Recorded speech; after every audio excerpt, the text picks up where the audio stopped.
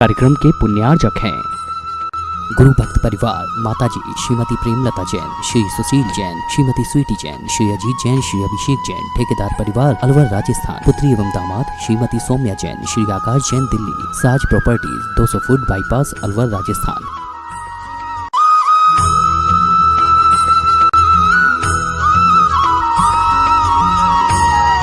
ओम नमः सिद्धेभ्यः। सर्वमंगल मांगल्यं सर्वकल्याणकारकं प्रधानं सर्वधर्माणां जैनं जयतु शासनम्। पंच परमेष्टि भगवान की आचार्य श्री गुरुवर कुंद महाराज की आचार्य श्री गुरुवर विद्यासागर महाराज महाराज की जय, संघ की जय।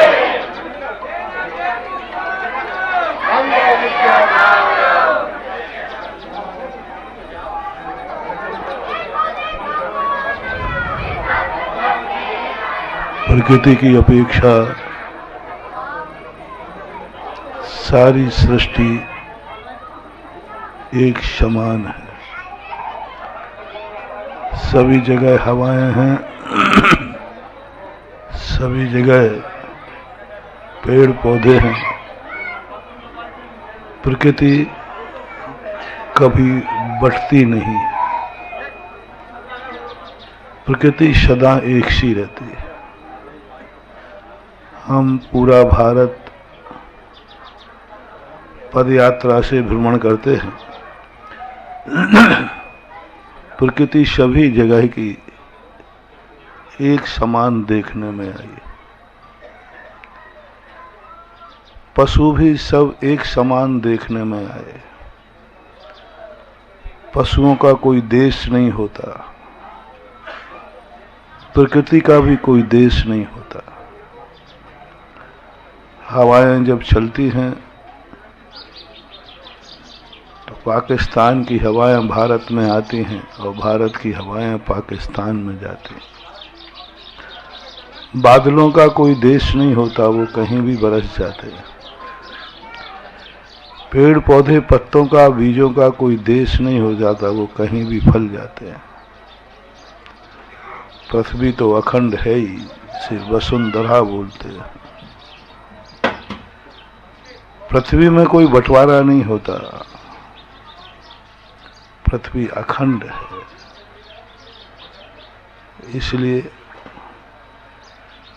पशुओं में भी कोई बंटवारा नहीं है। एक देश के पक्षी दूसरे देश के में निर्बाध रूप से उड़कर जाते हैं, न कोई रोकता है न वो किसी से रुकते हैं।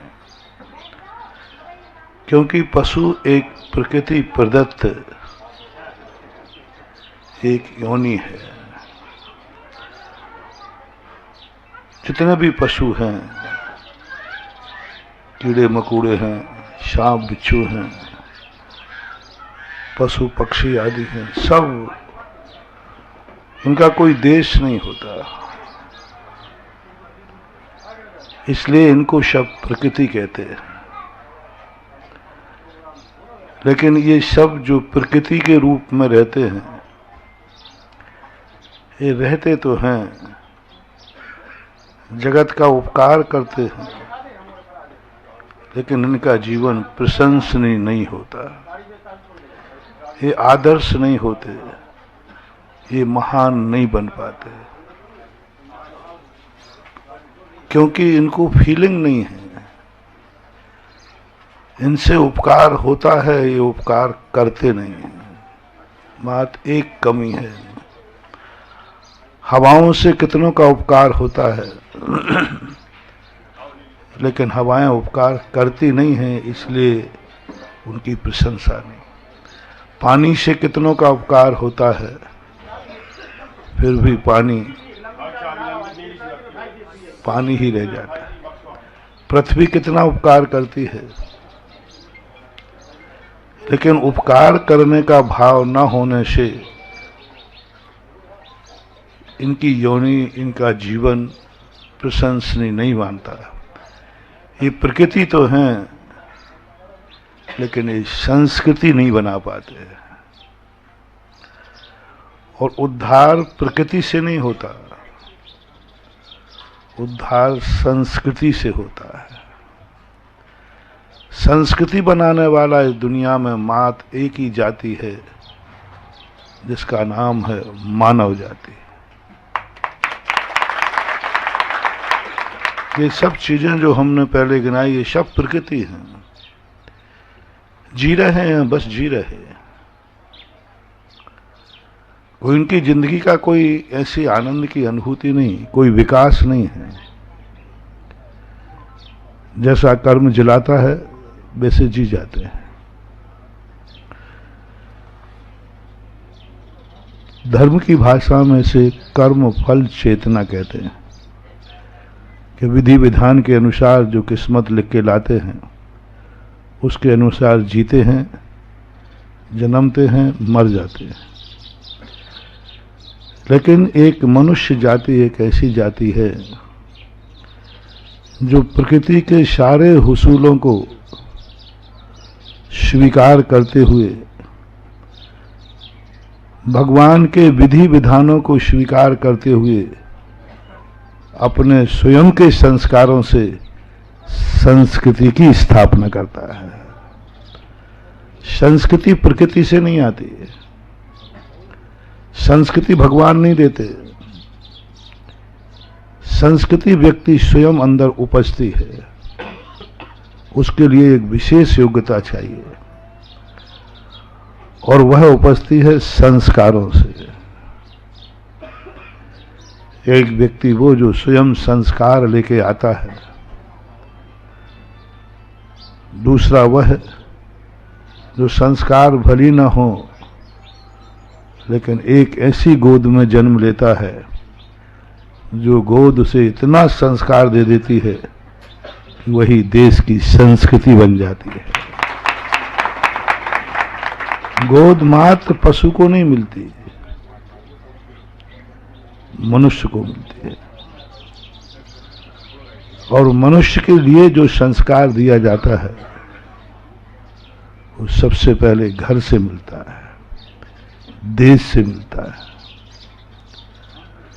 सवाल यह नहीं है कि तुम मनुष्य हो, सवाल यह है कि तुम्हारी कोई संस्कृति है कि नहीं। सारे विश्व की एक बार मीटिंग हुई और मीटिंग बहुत बड़े फिलोसोफर थे, दार्शनिक थे, जिन्होंने बैठकर विश्व को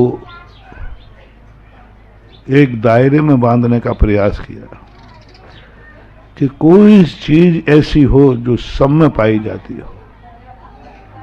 बहुत बड़ा सम्मेलन था, रूस के अंदर इस सम्मेलन हुआ था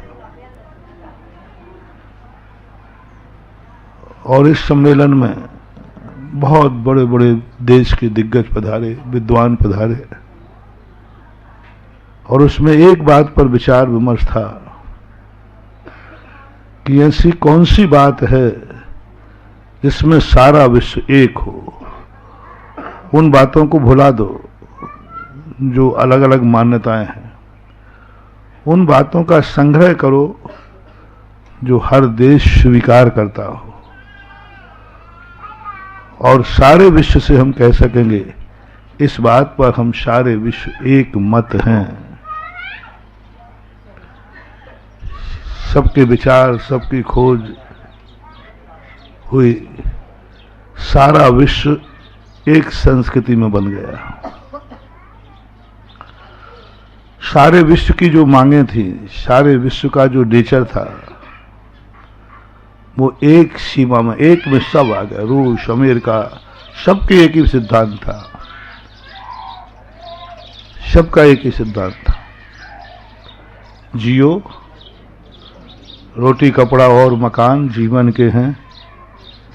सबके एक ही सिद्धांत थे, ऐशो आराम, पंचेंद्रियों के विषय।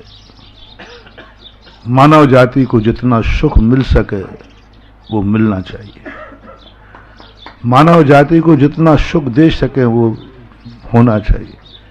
मानव जाति के लिए किसी को भी विनाश करना पड़े कर डालो, मानव सुखी होना चाहिए। इस संबंध में सारा विश्व एक हो गया, सारे विश्व की एक संस्कृति बन गई। लेकिन जब भारत की संस्कृति का एजेंडा खोला गया तो सारा विश्व एक तरफ था, मात्र भारत अकेला था। भारत में जब खोजा गया तो भारत की स्पष्ट संस्कृति है। भारतीय व्यक्ति कहता है हमारा जीवन रोटी कपड़ा मकान नहीं है, ये तो हमारी मजबूरी है, ये तो समस्या का समाधान है। जो सामने है उसी को भोगना हमारा लक्ष्य नहीं है। जहां विश्व का सोच खत्म हो जाता है वहां भारत का सोच शुरू होता है। हम धन दौलत पाकर के भी सुखी नहीं हैं और हमारा गरीब व्यक्ति भी बहुत सुखी है, क्योंकि वह उस अदृश्य शक्ति को देखता है, उस अदृश्य शक्ति का दर्शन होता है, उस अदृश्य शक्ति की छाया मिलती है, जिस शक्ति को अभी तुमने कुछ दिन पहले ही आप लोगों ने होली मनाई। होली हमारी भारतीय संस्कृति का एक ध्वज था। कितनी बड़ी थी, कितनी बड़ी शिक्षा थी। विश्व इसके सामने फैल है, विश्व इसके सामने फैल है। आज तक विश्व ने ये नहीं कहा कि हम अग्नि जलाएगी नहीं, और हमारा भारत देश, दुनिया कहता है अग्नि में जो कूदेगा वो जलेगा। भारत देश कहता है ऐसा कोई नियम नहीं है। अग्नि में भी यदि संस्कारवान जीव कूद जाए तो अग्नि भी नर का नीर बन जाता है, कुंड बन जाता है। बने ही हुए अपने यहाँ बहुत सारे प्रसंग आए। अपनी विदेही जनक नंदिनी अग्नि कुंड में कूदी थी, कूदते क्या हो गया था? ये कहाँ है विदेशों में? ये कौन सा विज्ञान है? विज्ञान थोड़ी सी खोज कर लेता है, अपन उससे बड़े प्रभावित होते, बहुत प्रभावित। और विज्ञान ने नई खोज कर ली। विज्ञान जितनी भी खोज कर रहा है महानुभाव, तो एक दिन तुम्हें ऐसी विनाश की कगार पर खड़ा कर देगा जहां से तुम ना जी पाओगे और ना मर पाओगे। विज्ञान जो कुछ भी हमें दे रहा है, ये सब चीजें जो विज्ञान दे रहा है ना, हमारे शास्त्रों में सब लिखा है। हमारे भारतीय जितने भी भगवान हुए वे सब जानते थे ये सब, अणु बम बनाना, हवाई जहाज बनाना, ये वीडियो वगैरह सब जानते थे। हमारे पूर्व भगवान लोग जो हैं वो मोबाइल बनाना जानते थे, लेकिन उन्होंने हमें उपदेश नहीं दिया, क्योंकि विज्ञान मानववादी है और हमारा देश, हमारे महापुरुष मानवतावादी थे। दुनिया में मानव है लेकिन मानवता नहीं है। जो मानव हो, मानवता हो, कोई नियम नहीं है, लेकिन जहां मानवता है वो मानव तो है ही। अपना देश मानवतावादी है, जो ये नहीं देखता कि हमें कितना सुख मिलेगा, जो ये देखता है मेरे सुख के कारण दूसरों को कितना सुख मिलेगा।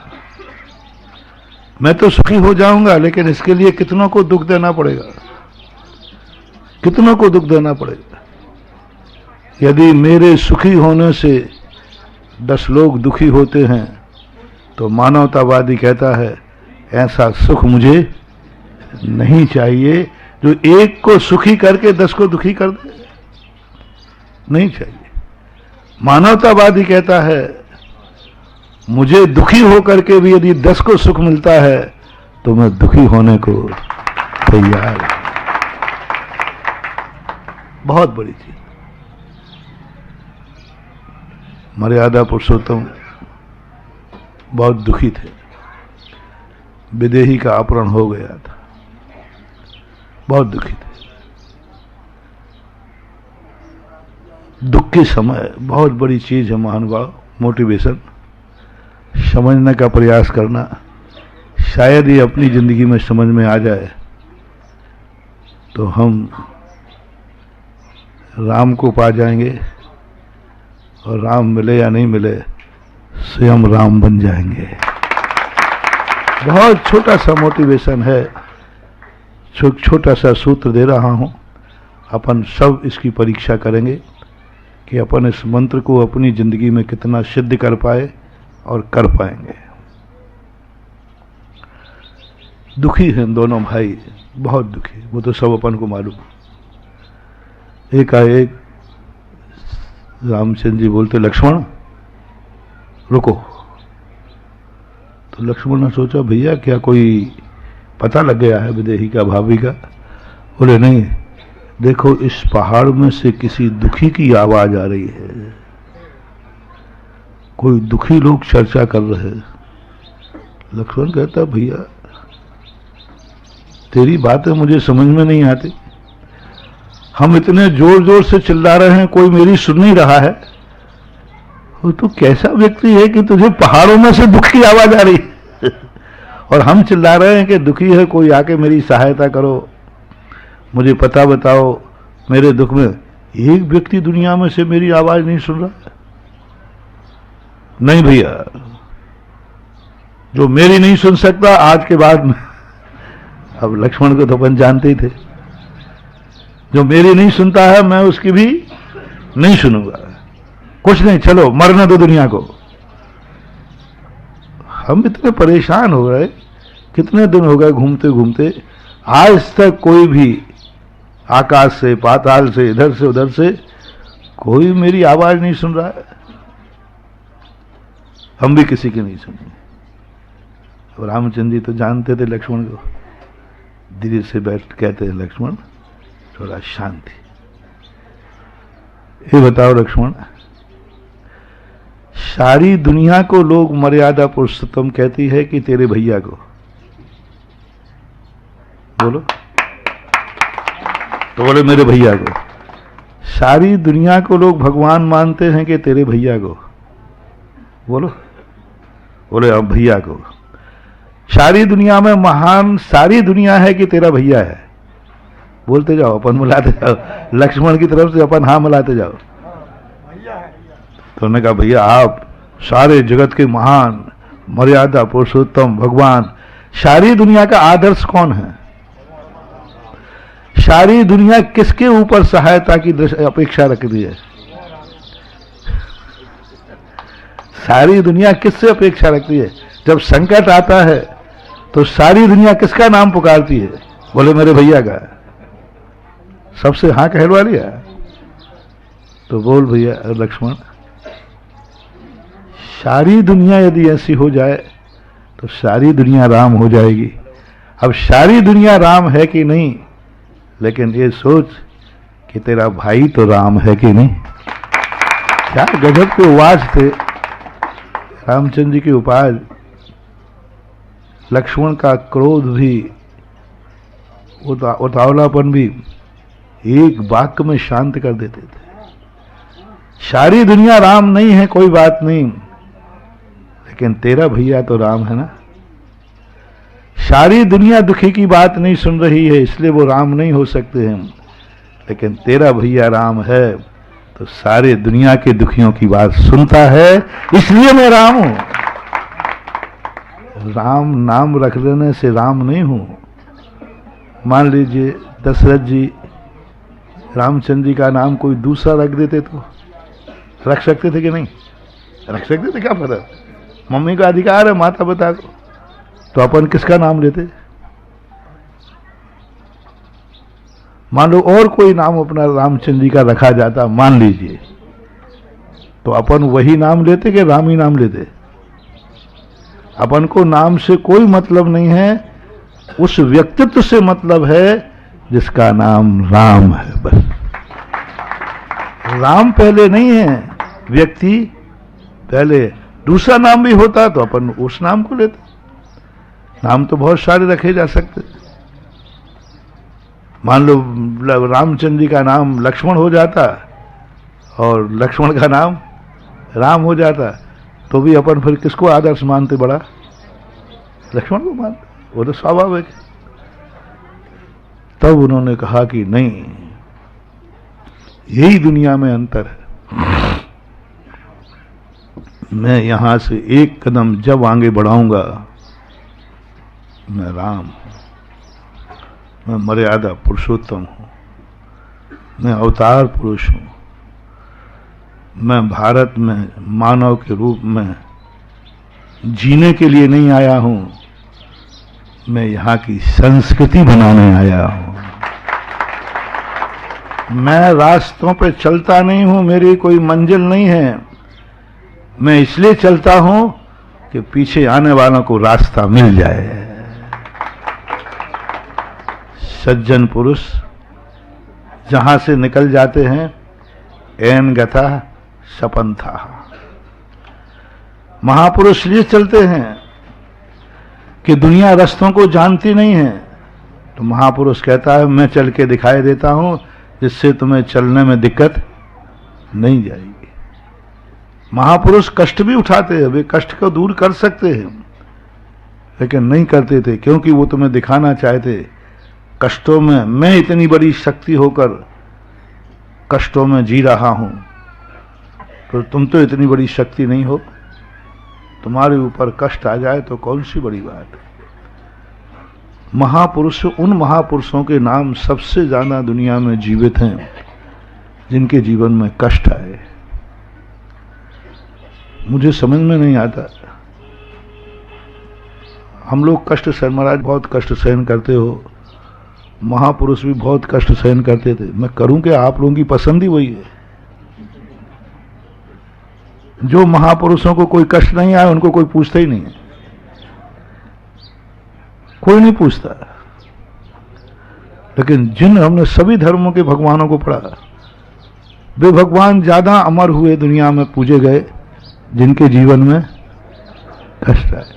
और जिनके जीवन में कोई कष्ट नहीं आए, हाँ वो भगवान, हाँ है भगवान, ठीक, जाओ जाओ जाओ बस। उन जीवन क्यों, कारण क्या है? क्यों इनकी किसी इतने महापुरुषों की कथाएं प्रसिद्ध नहीं हुई? राम कथा ही क्यों प्रसिद्ध है? क्यों? क्या और महान पुरुष नहीं थे? उनकी कथाएं प्रसिद्ध नहीं, क्योंकि इनकी कथा में पग पग पर कांटे थे।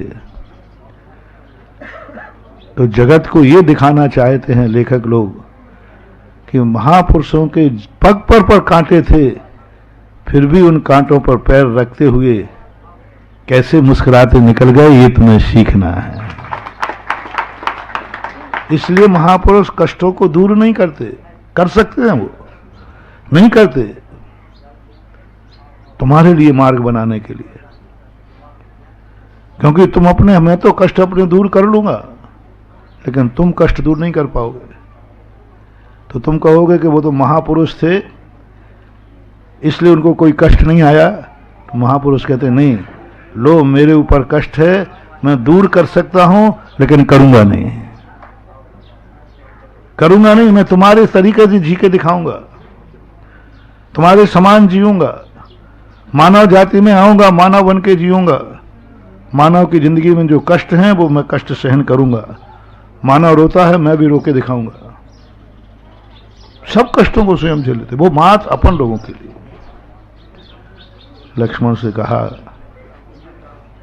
ये सब टाइटल यदि मेरे में हैं, और याद है तुम कह दे ना तो मर्यादा पुरुषोत्तम है मेरे भैया, ना भगवान है, ना महापुरुष है, तो फिर मैं तेरी बात मान लूंगा।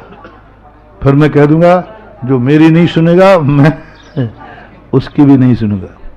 तो नहीं नहीं, ये तो नहीं होगा, ये नहीं होगा। तो लक्ष्मण कान खोल के सुन ले, जब मैं महान हूं, जब मैं राम हूं मर्यादा, तो मैं यहां से एक कदम जब ही बढ़ाऊंगा, जिस दुखिया की आवाज मेरे कानों में पड़ी है, जब तक मैं उसका दुख दूर नहीं कर दूंगा, मैं आगे नहीं बढ़ूंगा। कहानी सबको मालूम है।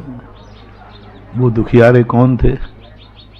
4 प्राणी, सुग्रीव, हनुमान, अंगद, जामवंत। ये 4 दुखी थे, बाली के सताए हुए थे। क्या गजब चीज है। सुख के दिनों में यदि हम अपना सुख किसी को बांट देते हैं तो कोई बड़ी बात नहीं। यदि हम अपनी खुशी में किसी की सहायता कर देते हैं तो कोई बड़ी बात नहीं। स्वयं दुखी हो और दूसरों का दुख दूर करने का संकल्प कर ले, इसी का नाम है राम। क्यों रामचंद्र जी हर दर्शन में, मैंने सभी भगवानों को देखा, सभी भगवान अपने अपने संप्रदाय के भक्तों तक सिमट के रह गए। सब बहुत सारे भगवान हैं सभी संप्रदाय में, लेकिन उनको वही मानते हैं, कोई एक संप्रदाय है। एक संप्रदाय विशेष मानता है, दूसरा उसको नहीं मानता। सब भगवानों को देखना, एक उनका ग्रुप है कि ये जैनियों के हैं, ये ईसाइयों के हैं, ये मुस्लिम के हैं, ये वैष्णव के हैं, ये सब के हैं। मैंने सभी भगवानों के जीवन चरित्र पढ़े। मात सारी दुनिया में एक चरित्र ऐसा मिला श्री राम का जैसे भारत का हर संप्रदाय मानता है। जितने अपने भारत के संप्रदाय, हर संप्रदाय में उनको उच्चासन दिया गया। जैनियों में सबसे ज्यादा पुराण लिखे गए रामचंद्र जी। बौद्धों के सबसे ग्रंथ लिखे गए, बौद्ध पर इतने ग्रंथ नहीं जितने राम पर है। वैष्णव में ब्रह्मा विष्णु महेश पर इतने ग्रंथ नहीं है जितने राम पर।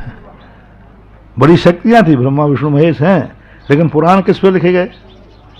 हर संप्रदाय देखो, भारत का ऐसा कोई संप्रदाय नहीं है। क्यों? बहुत बड़ी सोच है महानुभाव। वो भगवान थे इसलिए नहीं, भगवान तो सभी है, भगवान तो सभी है, लेकिन वो भगवान के रूप में मानव की जिंदगी जी के गए, इसलिए मानव ने उनको सर्वोच्च स्थान। भगवान बनकर, वो भगवान होकर भगवान के रूप में नहीं जिए, भगवान के रूप में वैभव में नहीं जिए, भगवान के सुखों को प्राप्त नहीं किया। उन्होंने अपनी जिंदगी मानव के दुखों में अपनी व्यतीत कर दी, मानव के दुखों को जिया और वो उन्होंने दूर किया। दुख के समय यही मैं कहना चाहता हूं आपसे, क्या कभी आपके मन में जब तुम सुखी हो, आपका पेट भर गया है, उस समय बची हुई रोटी किसी भिखारी को दे देते हो तो तुम क्या कहते हो? बड़ा दानी है। कौन सी रोटी दी? थोड़ा झूठ मत बोलना। कोई भूखा भिखारी तुम्हारे दरवाजे आता है, कौन सी रोटी देते हो? अपनी विधायिका है, माँ जी कौन सी रोटी देते? ज्यादातर बासी रोटी देते। कब को बासी रोटी कौन सी होती है? तो सबके पेट भरने के बाद बची रही। यदि कोई भूखा रहता तो वो बचती ही नहीं। बासी रोटी कौन सी होती है? जो कल सबके पेट भरने के बाद अब बची रही, तो वो भिखारी आया तो तुमने उसको दे दिए और फिर बोलते हो आई एम धर्मात्मा, है ना? और फिर भिखारी से बोलते हो अरे भिखारी बद्दुआ दे, और वो दे देता है बेचारा, तुम्हारा भला हो, तुम्हारा हो, तुम्हारा ऐसा हो वैसा हो, बहुत अच्छा बोलता है वो। उसे क्या मालूम है कि इसने रोटी दी नहीं है, वो तो बची। मैं सदा कहता हूं, बचा हुआ मन, बचा हुआ तन, बचा हुआ धन, बची हुई रोटी, बचा हुआ समय, यदि आप किसी अच्छे आदमी को, अच्छे व्यक्ति को अच्छे कार्यों में दे रहे हैं तो मत समझना कि आप अच्छे आदमी हैं। बचा हुआ समय, आप लोग धर्म कार्यों को कब कहते हैं? भाई धर्म कार्य है, आप आना, हाँ हाँ ठीक है मैं अभी कार्य में व्यस्त हूं, समय बचेगा तो आपने धर्म को क्या भिखारी समझ रखा है? बचा रहेगा तो आ जाऊंगा। भाई कोई काम हो रहा है, मान लो अपने यहाँ भारत में चलता रहता है दान की, अब भाई देखो भाव तो मेरा भी है, लेकिन वो 31 मार्च के बाद बचेगा तो खर्चे वर्चे भी हैं, मकान भी बन रहा है, बिटिया की शादी है, एक गाड़ी भी लेना है, ये सब कार्य पूरे होने के बाद यदि बचेगा तो जरूर मैं दान दूंगा। वो दान नहीं है, वो धर्म का अपमान है। तुमने दान नहीं दिया, धर्म को भिखारी बना दिया। किसी व्यक्ति के दुख के समय तुम्हारे लिए, हाँ मेरे पास समय मिलेगा तो आपकी सहायता करूंगा, नहीं। अच्छा कार्य वो कहलाता है सबसे पहले हम समय बचेगा सो मंदिर नहीं जाऊंगा, सबसे पहले मंदिर जाऊंगा, बचेगा तो और कार्य करूंगा। अपने भारत में प्रातःकाल के मंदिर का बड़ा महत्व है। क्यों भाई, क्यों? दोपहर का क्यों नहीं, शाम को क्यों नहीं? ज्यादातर अपने भारत में सभी संप्रदाय के लोग मंदिर जाने के कौन सा समय अच्छा मानते हैं? प्रातःकाल। जितने प्रातःकाल जाते उतने सब शाम को क्यों? यही विशेषता है। बचा हुआ समय नहीं, मैं पहला समय धर्म के लिए, बचा हुआ रोटी नहीं, पहली रोटी दान के लिए। तुम भूख लगी है और तुम खाने बैठे हो और उसी समय कोई तुम्हारे दरवाजे आ जाए, नहीं मैं भूखा रह लूंगा लेकिन उसका पेट भरूंगा, वो दान की कोटि में, वो धर्म की कोटि में आएगा। आपके ऊपर दुख का पहाड़ टूट पड़ा है और उसी समान दूसरा दुखी है, तो तुम क्या कहोगे? वो कहेगा भैया मेरी सहायता करो। तो तुम्हारे यहाँ बुंदेलखंड एरिया, बुंदेलखंड एरिया है, हाँ हम भूल जाते हैं, बहुत देशों में घूमते रहते हैं। बुंदेलखंड की एक कहावत है, तुम दुखी हो और कोई तुम्हारे सामने कोई वही दुख लेके आवे, भैया आप हमारे दुख को दूर करो, तो तुम क्या कहोगे? देवी फरे दिनों की मारी, पंडा कहे,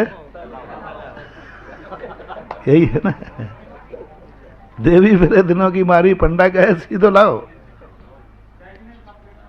यदि यही शब्द हमारे रामचंद्र जी कह देते तो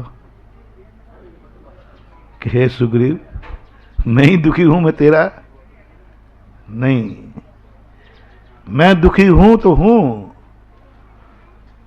मैं अपने दुख को भूलता हूं और तेरे दुख को सुख में परिवर्तित करता हूं, बस। उस समय ये भाव नहीं आया कि भैया मैं खुद दुखी हूं, तुम्हारा क्या दुख दूर करूं, नहीं, उस समय स्वयं का दुख भूल जाओ और सामने वाले के दुख को दूर करने का भाव आ जाए, समझ लेना तुम रामचंद्र जी को समझ गए और रामचंद्र जी की सिद्धि हमें हो गई और हम भारतीय कहलाने के लायक हो गए। दुनिया का किसी भी देश वसुदेव कुटुंबकम नहीं बोलता, हर व्यक्ति अपने राष्ट्र को, सीमा को बोलता है। भारत के ऋषि मनीषी ये हैं, वसुदेव कुटुंबकम, सारी पृथ्वी मेरी है और उस पर रहने वाले लोग मेरे कुटुंबी हैं। हमारे देश की भारतीय संस्कृति में सबके प्रति उदारता है। दुश्मन भी जब शरण मांगने आता है तो बेझिझक शरण दे देते हैं, बेझिझक शरण दे देते हैं। सन 1947 में क्या हाल करके गए थे लोग, लेकिन जब 1962 में बंगला पर संकट आया, बोलो भारत ने बंगला वासियों को क्या किया? हमारे नगर के स्कूल में पढ़ने वाले बच्चों के एक झंडा मिलता था बंगाली से 10 पैसे का, और ये पैसा काहे के लिए इकट्ठा किया जा रहा है? बांग्लादेश के शरणार्थियों के लिए। अरे वे तो भारत देश को थूक के गए थे, भारत देश को गालियां देके गए थे। हमारे बच्चों ने स्कूल के चॉकलेट बिस्कुट के पैसे उन शरणार्थियों की पेट की आग बुझाने को दिए थे। ये थी भारत की संस्कृति। भारत का कुटुंब मान करके कोई देश से मतलब नहीं था, कहां के वानरकिष्किंधा था, कहां पर सुग्रीव थे, क्या लेना देना था। लेकिन रामचंद्र जी कोई अयोध्या के ही राजा नहीं थे, महापुरुष सूर्य और चंद्रमा के समान होते हैं, वे दुश्मन के घर में भी प्रकाश देते हैं। महापुरुष सूर्य और चंद्रमा के समान होते हैं, वे दुश्मन के घर में भी प्रकाश देते हैं। जो नहीं पूछता है सूर्य उसे भी प्रकाश देता है कि नहीं? नहीं, सूर्य को अपन से यदि सूर्य सलाह मांगे तो अपन क्या कहेंगे? हे सूर्य देवता, भारत के अलावा तो कहीं प्रकाश, क्योंकि हम लोग तेरी पूजा करते हैं सूर्य नारायण, और जो तेरी पूजा नहीं करते वहां अंधेरा रखना, प्रकाश नहीं करना, क्या संभव है? सूर्य का प्रकाश वहां भी जा रहा है जो सूर्य को पूजते भी नहीं है। सूर्य कहता है तुम्हारी भक्ति तुम जानो, हमारा कर्तव्य तो है कि हर अंधेरे को दूर करना, तो वो करता है। महापुरुष ने ऐसे ही किया, अपने जीवन की एक अखंडता। ये मड़िया दऊ, अभी तक मुझे इतने दिन से मड़िया के लोग आ रहे हैं, मुझे मड़िया का नाम ही याद नहीं हो रहा था। पहले मुश्किल पड़ गई मुझे सटई याद करने में, क्योंकि सटई बोलने के लिए थोड़ा तोतलाना पड़ेगा। टा आ गया ना बीच में, तोतला व्यक्ति जल्दी बोल रहा था मुझे। और फिर मड़िया देव, तो मैं अभी तक सुनता आया मड़िया देव।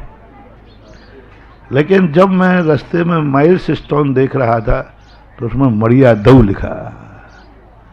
अब मड़िया दऊ और मड़िया देव दोनों में बहुत अंतर है। मैंने संस्कृत से सोचा ये पहले सबसे शुरू में मड़िया देव ही रहा होगा, धीरे धीरे मड़िया दऊ बन गया। कोई विशेष मड़िया वाले देव की प्रसिद्धि, और आज भी वो संस्कार देखने में आ रहा है। लोग कह रहे थे, यहाँ लोगों ने कहा सतई में, बोले महाराज जी वहाँ मड़िया देव क्या रखा है, छोटी सी समाज है और बीच में कुछ भी नहीं है। तो जाकर यहाँ आके देखा कि मुझे तो पूरा नगर ही जैन दिखा।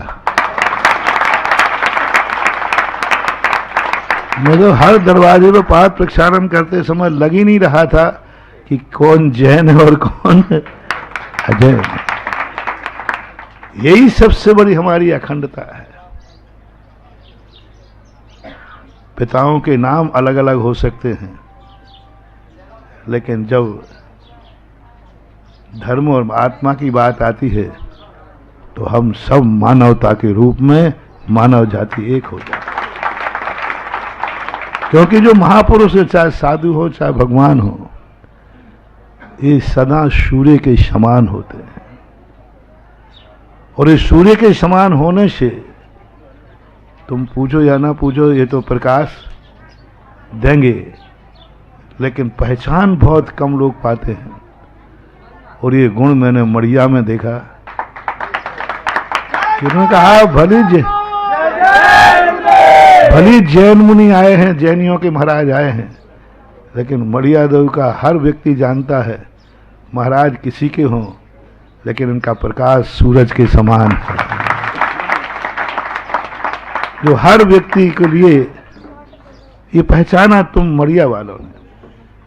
कई लोग सोचते हैं अरे जैनियों का महाराज आया, अपन को क्या लेना, फलाने का महाराज आया अपन को, तो वो समझते हैं कि ये दीपक है, जो जलाएगा उसी के घर के अंधेरा दूर करेगा।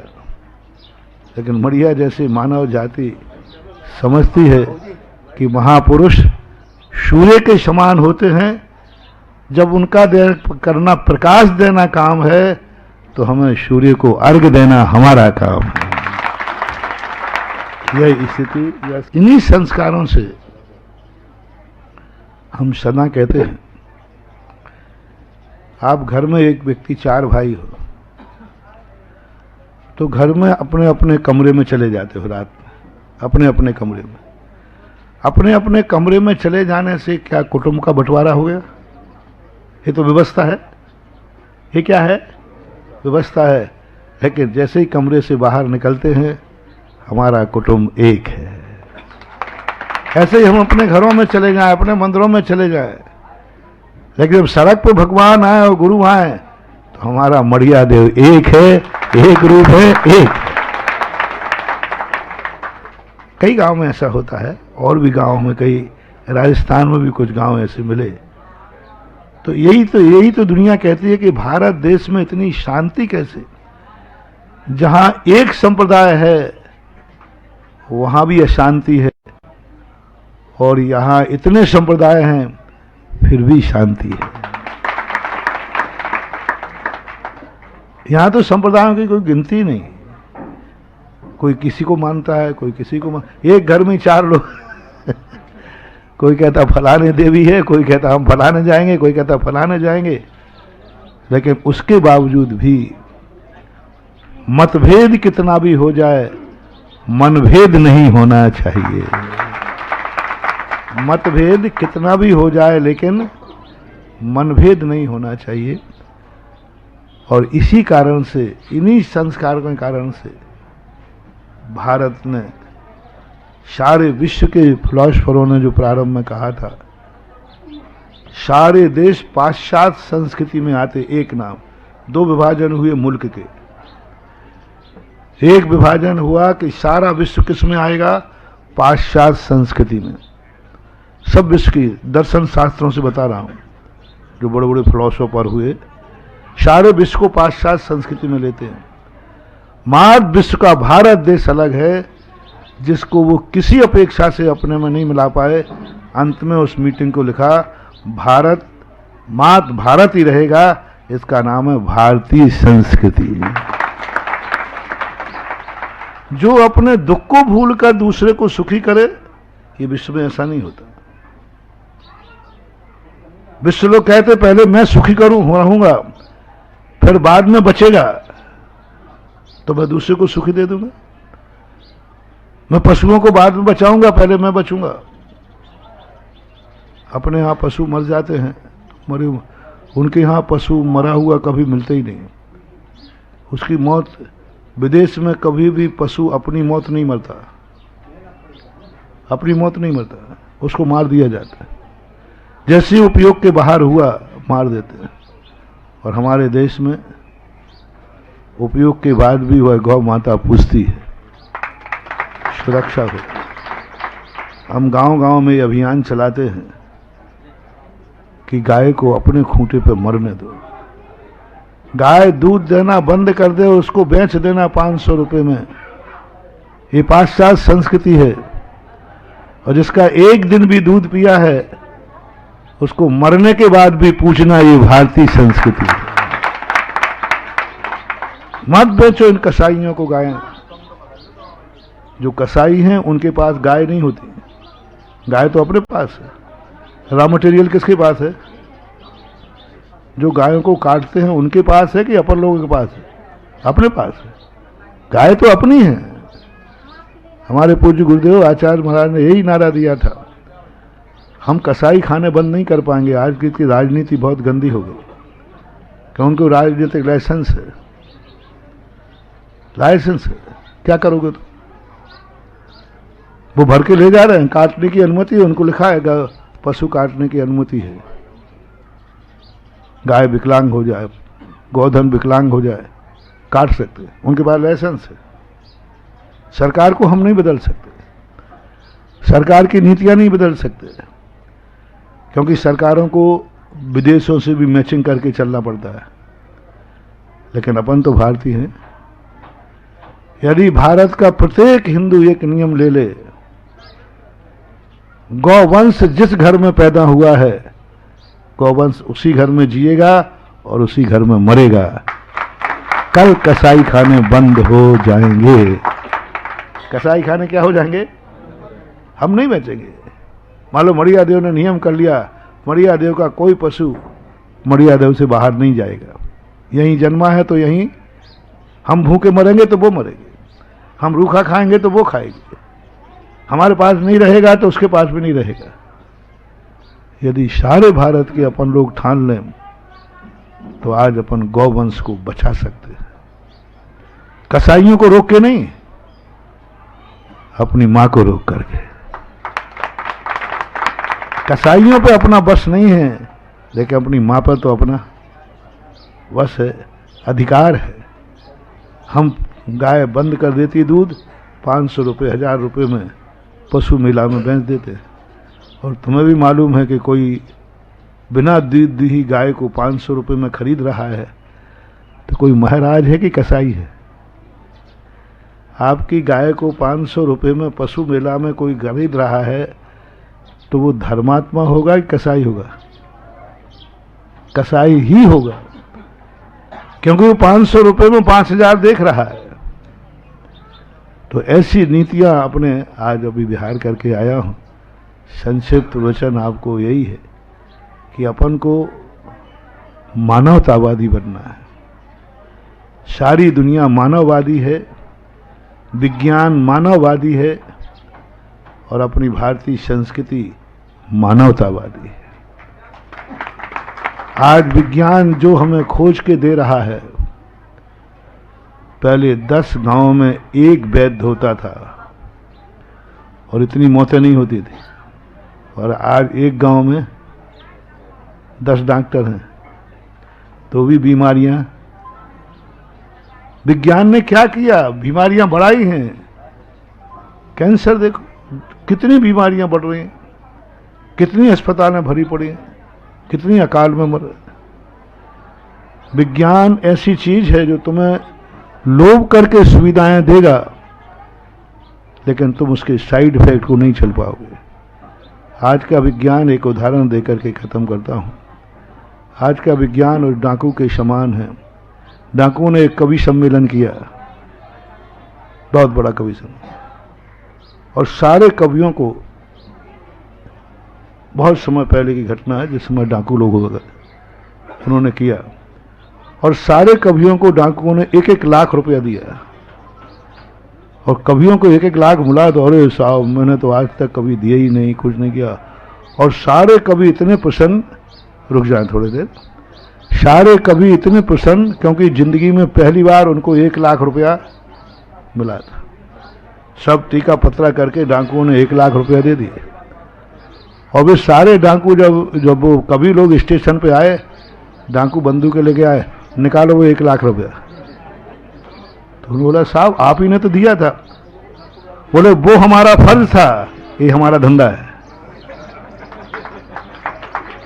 वो ये हमारा विज्ञान बस यही कर रहा है, तुम्हें सुविधाएं दे रहा है, ये उसका फर्ज है, और अंत में विनाश कर देगा, ये उसका धंधा है, ये उसका अंत है। हर चीज चली, हवाएं गंदगी कर दी, गेहूं गंदा कर दिया, सब्जियां गंदी कर दी, दूध जितने ये चीजें आविष्कार की किसने की? नकली दूध बनाने की कला किसने सिखाई? नहीं, हम साधुओं ने, हमारे शास्त्र पुराणों ने। जानते थे नकली दूध बनाना, लेकिन नहीं सिखाया। नकली दूध बना दिया, नकली सब्जियां बना दी, सब कुछ क्या हो रहा है। इसलिए मैं गांव में जाकर के बड़ा खुश होता हूं कि गांव में अभी विज्ञान ने प्रवेश नहीं किया, अभी भी गांव में धर्म की चर्चाएं चलती हैं। यहाँ की हवाओं में जितनी स्वच्छता है, यहाँ के बाथरूमों में स्वच्छता है, लेकिन धीरे धीरे पड़ रहे हैं।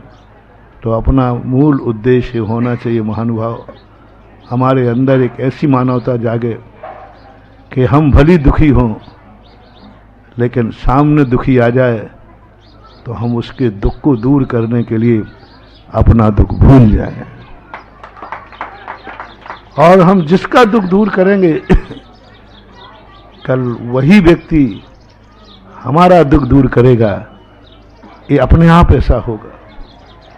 अन्यथा उसका दुख तुमने दूर नहीं किया तो तुम अपना दुख तो दूर कर ही नहीं पा रहे। कल्पना करो, रामचंद्र जी ने सुग्रीव आदि की सहायता की। महाराज ये तो बहुत ऊंची किताब आपने कह दी, दुख में होकर दूसरों का दुख दूर करो। चलो 1 मिनट मोटिवेशन। यदि रामचंद्र जी सुग्रीव हनुमान जी का दुख दूर नहीं करते, उनके नहीं सुनते, तो कल्पना करो कि रामचंद्र जी का दुख दूर हो पाता? थोड़ा सोचो, थोड़ा कल्पना करो।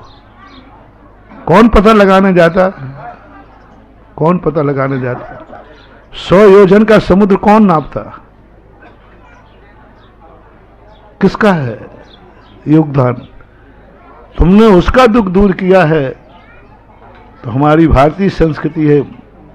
और इसमें सुग्रीव ने, हनुमान ने यही कहा कि अपना दुख भूल गए मेरे दुख के लिए, तो मैं अपने सुख को भूलता हूं राम के दुख दूर करने के लिए। अंत में मोटिवेशन ले, मंत्र ले, रामचंद्र जी अपना दुख भूल गए किसके लिए? दूसरों के दुख दूर करने के लिए। तो हनुमान सुग्रीव भूल गए अपना सुख राम का दुख दूर करने के लिए। सुख भूल गए, राजगद्दी मिल चुकी थी, फिर जाकर के उन्होंने दुख दूर किया। ये है परस्परोपग्रो जीवानाम, जो महावीर ने एक सूत्र दिया था, जियो और जीने दो। यदि तुम्हें जीना है तो दूसरे को भी जीने दो, और वो जिएगा तो तुम्हारी भी जीवन की रक्षा करेगा। सबके लिए आशीर्वाद महावीर भगवान की।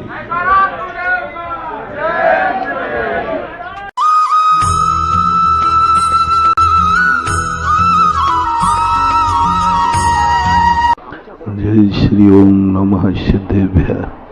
पंच परमेष्टि भगवान की, आचार्य श्री गुरुवर कुंद महाराज की, आचार्य श्री गुरुवर विद्यासागर महाराज की।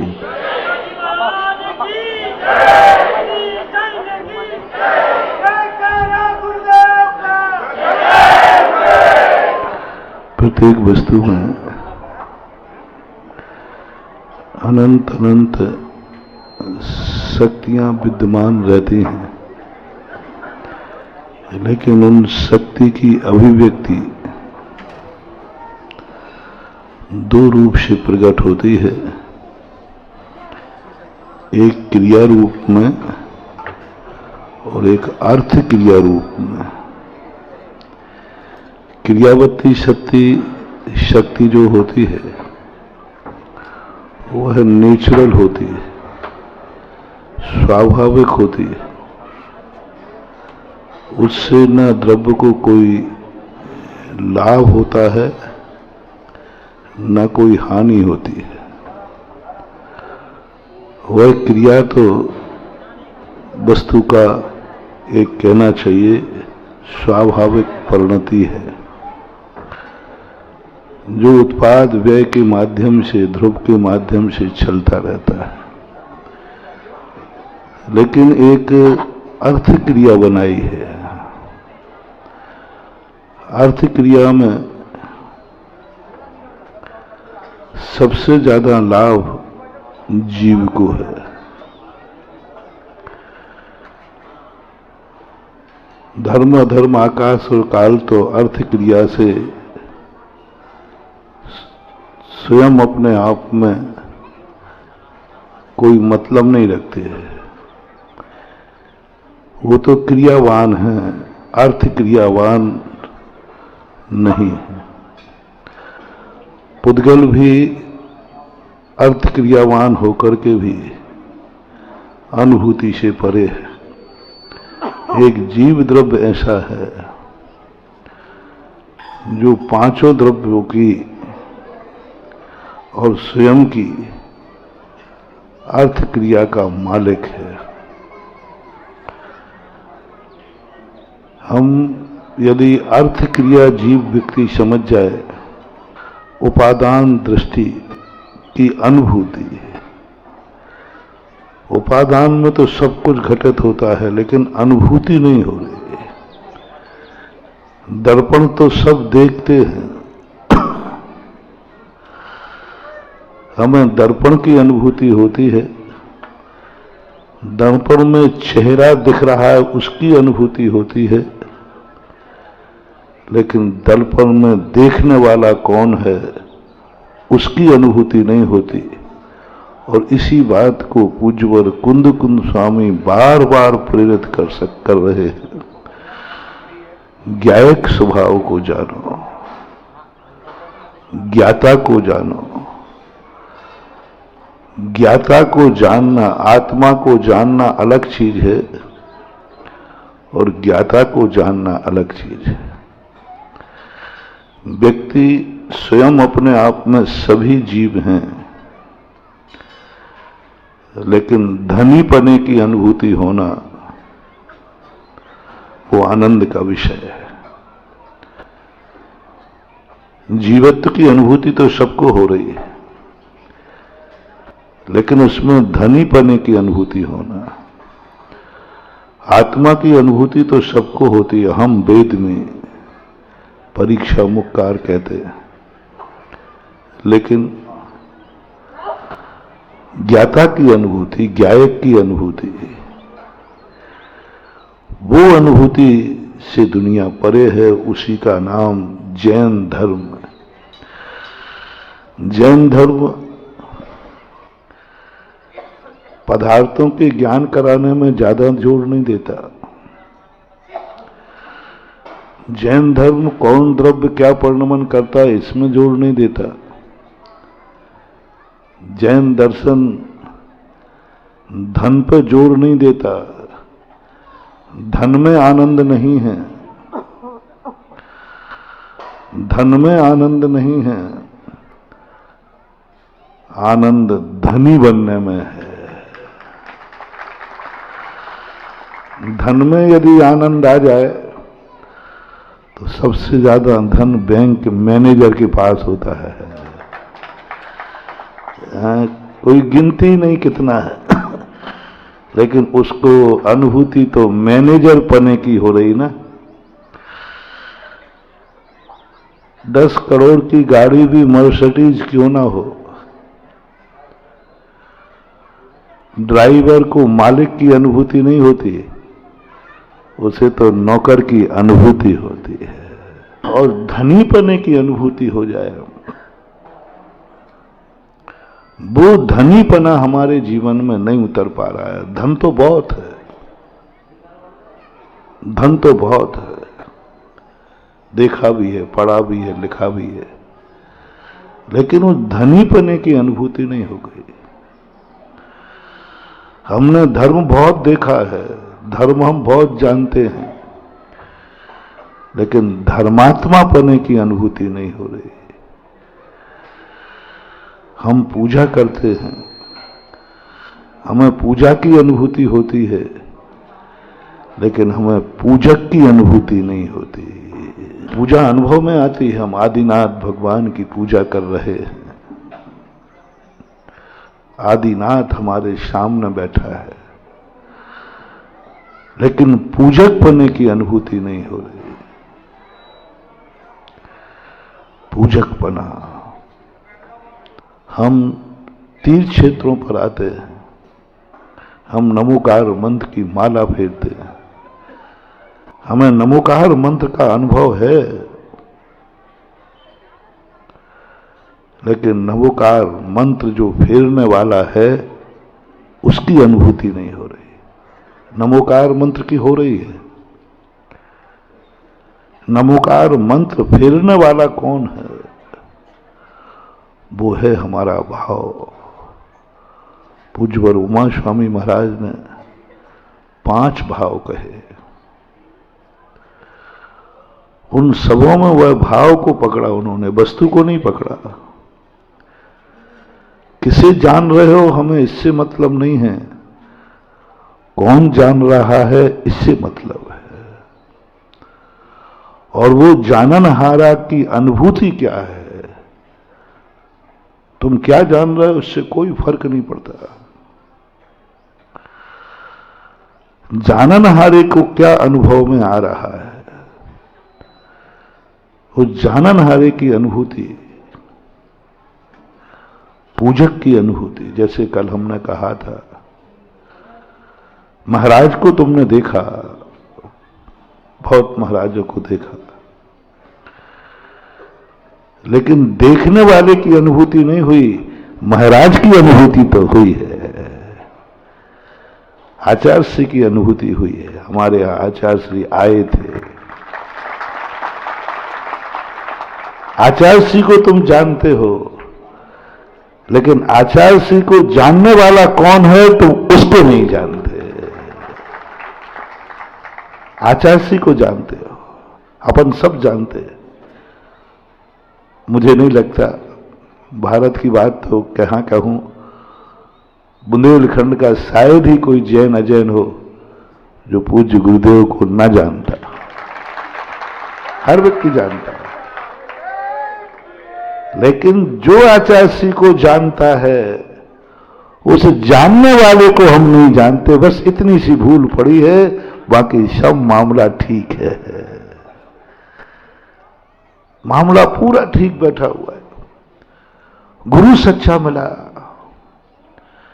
लेकिन उस गुरु, सच्चे गुरु की जो जानने वाला है, निर्णायक है, फैसला करने वाला है कि ये सच्चा गुरु है, वो कौन है, किसने कहा, वो जानने वाले की हमारे लिए अनुभूति नहीं हो पाती। क्यों नहीं हो पाती? क्योंकि जानने वाला सदा अंधा होता है। कैसा अंधा होता है? जैसे न्यायालय की वो पुतला मोनो अंधा होता है। बड़ी गजब की बात थी कल। अंधे को न्यायाधीश कहा। अंधा जो फैसला सुनाता है वो न्यायालय का फैसला, मान्य फैसला, सत्य फैसला। आंखों वाले का फैसला असत्य, और अंधे का फैसला, कल कहा था ना, जिसने आंखों से मर्डर देखा है उसका फैसला सत्य नहीं माना जाएगा, और जिस न्यायालय ने कुछ भी नहीं देखा वो झूठा भी कह दे तो, झूठा भी बोल दे तो है। बहुत बड़ा फिलॉसफी है इसमें, और बहुत बड़ा रहस्य। उसको जानो, वो अंधा है, असमर्थ है, वो स्वयं को नहीं जान सकता, और स्वयं को जाने बिना कल्याण नहीं हो सकता। स्वयं को नहीं जान सकता, पर में स्वयं को देखना है। पर में अपनी आंख स्वयं को नहीं देख सकती, दर्पण में स्वयं की आंख देखकर अनुभव करना है, मैं देख रहा हूं। जानने वाले की अनुभूति कुछ कारणों से, प्रवचन तो अच्छा लंबा चौड़ा मिलता, लेकिन परिस्थितियां सब ऐसी बन जाती हैं कि उस जाननहारे में को भी रोकने वाला कोई पर प्रत्यय बीच में आ जाता है, तो जाननहारा भी पर प्रत्यय में अटक जाता है, और पर प्रत्यय को संभालना पड़ता है।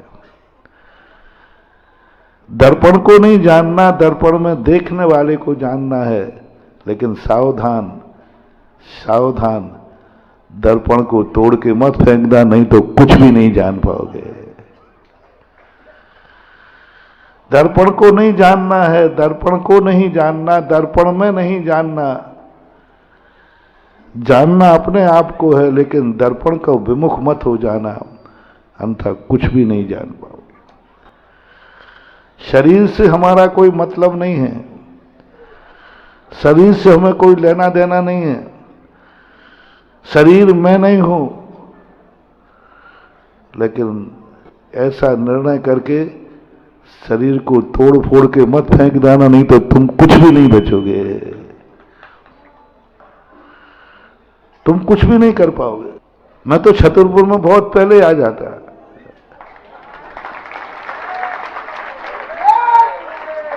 लेकिन जिसके सहारे दर्पण हूं, ये शरीर ने नहीं आने दिया, धीरे धीरे कर दिया, नहीं तो रास्ते का टाइम तुम्हें मिल जाता है। और ये भी मालूम नहीं था, हर चीज की अर्थ क्रिया में एक रहस्य होता है। उसको समझने की बात, यहां की वर्गणाएं कुछ अलग ही है। आचार्य सिंह ने 2 बार जय जय अतिशय रखा, अरे बन गई एक ही बार का रख देते। लेकिन जय जय जब डबल चीज कोई हो जाती है, वस्तुतः बहुत बड़ी ऊंचाई दे सकता है, तो ये जय जय तीर्थ क्षेत्र दे सकता है। बस इसका विस्तार करो। ये स्थान नहीं, अभी डेरा पहाड़ी है, तो हर चेहरे का चेहरा देखता हूं। जैसे डेरा पहाड़ी का नाम आते ही तुरंत कुछ चेहरे खिलते हैं और कुछ चेहरे कहते महाराज जी बाद में देखना।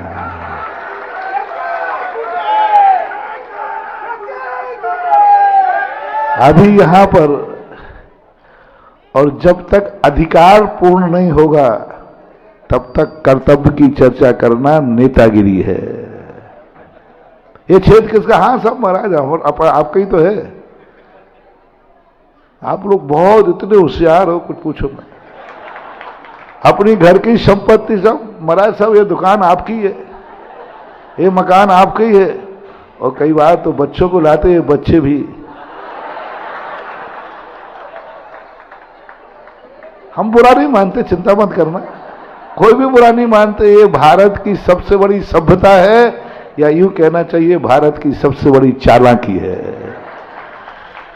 सब कुछ अपने बड़ों को सौंप करके एक कौड़ी नहीं देता, और कहता क्या है? सब आपका ही है, और देने लेने का कोई हिसाब किताब ना तुमने दिया ना हमने लिया, फिर भी कहा महाराज ये सब आपके। ये भारत की सबसे बड़ी, विदेशों में नहीं चलता है। विदेशी लोग ये झूठ नहीं बोलते, विदेशी लोग ये झूठ बोलते ही नहीं, कभी नहीं बोलेंगे। वो कहेंगे मेरी घड़ी है तो मेरा है, बस तुम्हारा कहते हैं। वो कभी नहीं कहते सब आपका है। भारत देश को, और उसे बहुत अच्छा शब्द दिया, ये भारत का स्टैंडर्ड मेंटेन है, सभ्यता है, बड़ों का सम्मान है। लेकिन इतने मात्र सम्मान से कार्य होने वाला नहीं। जब तक अधिकार विस्तार नहीं होता, कर्तव्य का विस्तार नहीं होता। लेकिन जब मैनेजमेंट की बात आएगी, वो डेरा पहाड़ी की कमेटी है ना, उससे पूछ लेते हैं, उसको व्यवस्था करना पड़ेगी, उसको पूछना पड़ेगा। ऐसे स्थान सारे भारत के दिगंबर जैन के बच्चे बच्चे का अधिकार होना चाहिए। अधिकार बांटोगे तो फिर कर्तव्य ऐसा बटेगा कि हर व्यक्ति के अंदर से आवाज उठना चाहिए, ये क्षेत्र हमारा है। क्षेत्र की अनुभूति नहीं, क्षेत्र की अनुभूति नहीं, क्षेत्र की अनुभूति तो सबको होती है। अजैन को भी क्षेत्र की अनुभूति होती है, लेकिन अनुभूति वही वाली बात, ये क्षेत्र मेरा है, ये अनुभूति हो जाए। मैं ही हूं, मेरे रूप है और मेरे लिए है, मेरा है और मेरे लिए है। दो अनुभूति हो जाए तो उसी गाड़ी में बैठने वाला मालिक बन जाता है व्यक्ति। अब उसी गाड़ी में दो व्यक्ति, ड्राइवर भी बैठा है और मालिक भी बैठा है, दोनों में कोई अंतर नहीं, दोनों के बराबर एसी है, बराबर, बल्कि ड्राइवर की सीट और अच्छी है। लेकिन अंतर कितना है, उसको नौकर पने की अनुभूति हो रही है और मालिक को मालिक पने की। वो अनुभूति है सबसे बड़ी चीज। ये क्षेत्र, बस ये क्षेत्र मेरा है और मेरे लिए है। वो वाली भाषा नहीं कह रहा हूं, सब आपका ही है, वो बनियाईगिरी नहीं। मेरे सामने बनियाईगिरी कम चलती है। महाराज सबके एक ही तो है, सब माया ही एक ही तो है। इतने अधिकार बांट दो कि हर व्यक्ति जब भी यहां आए एक ही बात कहे, बहुत अच्छा क्षेत्र है। देखो अब क्या स्थिति बनती है, क्या नहीं बनती।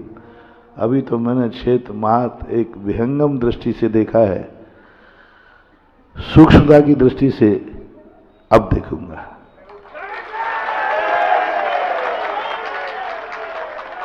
उन मंदिरों में भी बहुत कुछ अपेक्षाएं हैं, बहुत कुछ सही होना चाहिए। यदि स्वस्थ होने की चिंता मत करो, बीमारी हटा दो, ताकत तो अपने आप आ जाती है। बस जितने क्षेत्रों को मैंने देखा, मैंने कुछ नहीं किया, मात्र वहां का दोष, जो बीमारी थी वो हट गई, वे क्षेत्र आकाश में पहुंच गए। समय आज बहुत ज्यादा गर्मी का समय भी है। आज सबको इतने आशीर्वाद। इस कार्यक्रम के पुण्यार्जक थे गुरु भक्त परिवार, माताजी श्रीमती प्रेमलता जैन, श्री सुशील जैन, श्रीमती स्वीटी जैन, श्री अजीत जैन, श्री अभिषेक जैन। ठेकेदार परिवार अलवर राजस्थान। पुत्री एवं दामाद Shrimati Saumya Jain, Shri Akash Jain Delhi. Saaj properties 200 foot bypass Alwar Rajasthan.